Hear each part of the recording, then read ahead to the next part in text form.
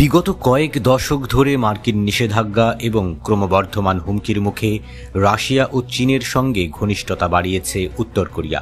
Russia ও চীনের ছায়া থেকে তীব্র অর্থনৈতিক মন্দা সত্ত্বেও নতুন মিসাইল ও সমরাস্ত্র তৈরি করে চলেছে দেশটি। আমেরিকা ও দক্ষিণ কোরিয়ার হুমকি মোকাবেলা করাই নিজেদের মূল লক্ষ্য হিসেবে নিয়েছে তারা। এবার রাশিয়ার সহায়তায় ড্রোন ও মার্কিন F-35 যুদ্ধবিমান ধসে সক্ষম নতুন মিসাইল উন্মোচন করল উত্তর কোরিয়া। সম্প্রতি ভূমি থেকে আকাশে নিক্ষেপণযোগ্য নতুন দুটি মিসাইলের সফল পরীক্ষা চালিয়েছে পিয়ংইয়ং। দেশটির রাষ্ট্রীয় সংবাদ সংস্থা জানায়, গত শনিবার নতুন এই মিসাইল দুটির পরীক্ষা চালানো হয়।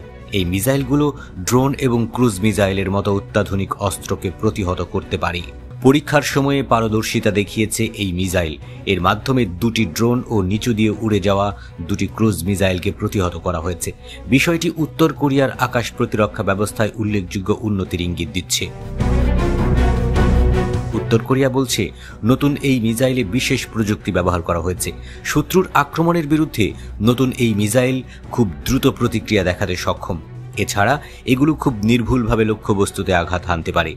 মূলত মার্কিন অত্যাধুনিক স্টেলথ F-35 যুদ্ধবিমানকে ধ্বংস করার জন্য এই মিসাইল উন্মোচন করেছে উত্তর কোরিয়া। বিশেষজ্ঞদের মতে এই নতুন ক্ষেপণাস্ত্রগুলো উত্তর কোরিয়ার পুরনো KN-06 সিস্টেমের চেয়ে অনেক উন্নত। ধারণা করা হচ্ছে এগুলোতে উন্নত রাডার নির্ভর বা দ্বৈত মোডের প্রযুক্তি ব্যবহার করা হয়েছে, যেগুলো দিয়ে একই সঙ্গে একাধিক লক্ষ্যবস্তুকে আঘাত করা সম্ভব। এই মিসাইল এমন সময়ে পরীক্ষা চালানো হলো যখন পিয়ংইয়ং ও মস্কোর মধ্যে সামরিক সহযোগিতা বাড়ছে।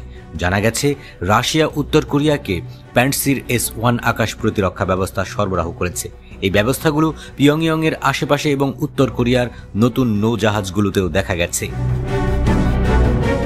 এর আগে ইউক্রেনের প্রতিরক্ষা গোয়েন্দা প্রধান কিরিলো বোদানভ জানান, রাশিয়া উত্তর কোরিয়ার KN-23 স্বল্প পাল্লার ব্যালিস্টিক মিসাইলের ত্রুটি সংশোধনে প্রযুক্তিগত সহায়তা দিয়েছে।